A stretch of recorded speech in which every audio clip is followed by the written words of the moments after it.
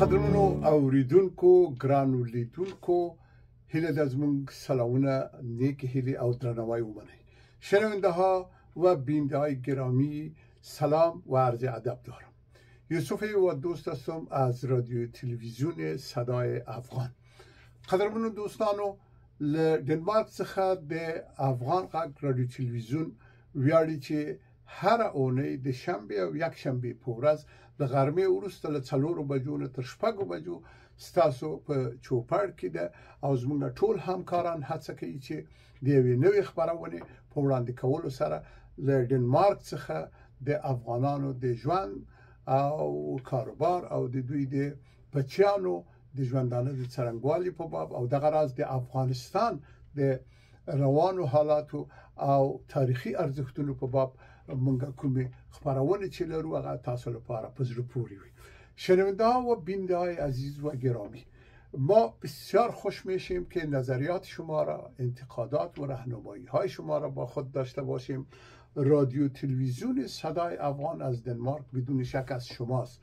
ما برای خانواده نشرات نمی کنیم یا برای یک حزب و سازمان یا یک انجمن نشرات نمی کنیم.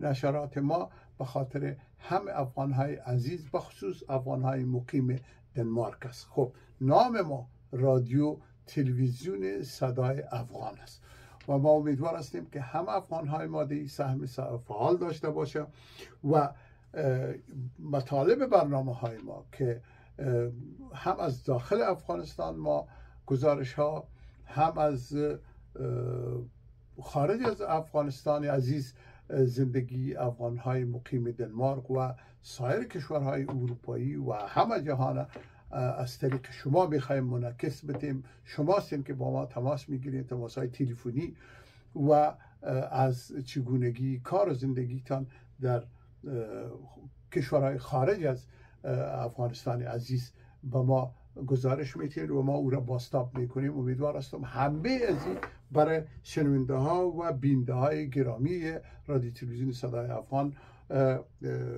دلچسب واقع شود، مورد قبول واقع شود.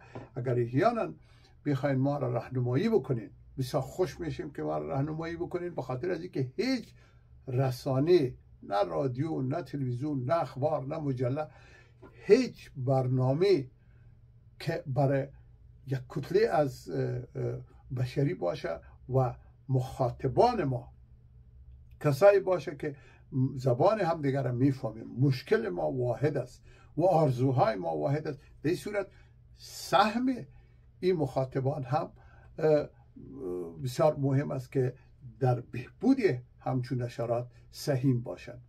ما از خود کامل نیستیم بدون شک، خواهمی از دست ما میشه. این ما و فیض جان حوسا امرای 3-4 اولاد خود، بچای خود و این می رادیو تلویزیونه که یک رادیو تلویزیون یکی از کشورهایی است که در خدمت ما ایره قرار داده و این امکان و این زمینه را برای ما مساعد ساخته. خب ایره ما به استفاده میگیریم و میخوایم که به اصطلاح سیالی ایمان پوره باشه که از دنمارک هم افغانان نشرات داره. خب وقتی شما در او سعیم باشین بدون شک که این برنامه ها کامل میشه، تکمیل میشه. به هر دو زبان ما نشرات داریم. ما و فیض جان هم پشتو میگیم هم دری میگیم. قدرمن دوستانو د خبرونه تاسو خپل ده که تاسو په کې برخه وانخله نو دا به یوازې زموږ یو شخصي هڅه او هغه به نیمګړي که تاسو ټول په کې برخه واخلئ ان شاء الله چې د خبرونه به ورستر بل لا پیاوړي شي. دا د موږ لاس کاله پوره شول او یو لسم کال ته مو ګامې خی چې د خبرونه موږ له دنمارک نه خبرو. ما او فیض جان حوسا زما میرمنې او بچیانو مې مخکې له دینه هم یو تلویزیون درلود د انټیګریشن یا د یوسف یانه یا د یوسف چې زما په نوم و د یوسف ګوخه چې هغه کې مونږ د مهاجرت د ژوند ستونزې او د افغانستان تاریخي ارزښتونه او روان حالات هلته بیانول. له دې مو مخکې 15 کاله د خپلواکۍ په نوم یوه جریده وچلوله چې میرمن فیضیه حوسای دا زما میرمنه چې ده پازواله چلونکې یا مسئول مدیره وه او په ډیر زحمت سره د میرمنې له ما سره د ژوند په ټولو چارو کې، هم په کورني ژوند کې، هم په ټولنیز ژوند کې، نه یوازې دلته په کډوالۍ کې چې دننه په افغانستان کې هم ما سره ډیره مرسته کړې ده، اوږه یې راکړې ده، او مونږ ښیو چې افغانان ځان ستیزه نه دي، مخصوصا په تیره بیا پښتانه ښځو ته موقع ورکوي، ښځو سره د ټولنیزو چارو او فرهنګي چارو په پرمخ بیولو کې مرسته کوي، او ښځې په خپله د دې استعداد او ظرفیت لري چې یوه ټولنه حتی رهبري کړي. دلته په ډنمارک کې خو هم ملکه یوه میرمنه وه ډېر کلونه چې اوس یې زوی راغلی،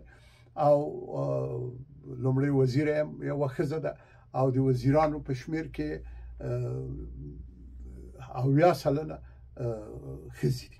په هر صورت ښځې د ټولنې یوه بله عمده برخه ده چې هغه کولی شي چې د ټولنې په بسیاینه کې د اسلام د مقدس دین د ارشاداتو په پلي کولو کې او د افغاني فرهنګ په ساتلو کې ډیره پراخه برخه واخلي. زمونږ هیله تاسو نه دا ده چې که دغه خپرونه له موږ سره تکمیل کړي او کامله یې کړي او موږ کامله کړي، موږ ته لارښوونه وکړي، ډېر به خوشحاله شو.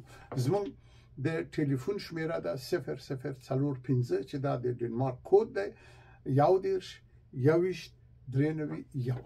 خب شنونده‌های عزیز و گرامی، شماره تلفن گفتم یک بار دیگه من تکرار میکنم 0045 کد دنمارک است 31 21 93 71. میشه که هر وقت با ما در تماس شوین، وقتای شب نه دیگه. در هر صورت ما و فیضیه جان و فرزندای ما، اولادای ما و همکارای دنمارکی ما در اینجا که در این رادیو تلویزیون کار میکنه، یعنی ما همیشه آماده پذیرش اوامر شما هستیم.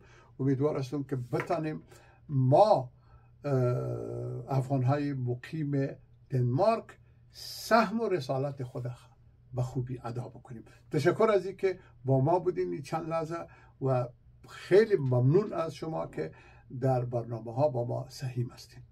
خانه‌تان آباد.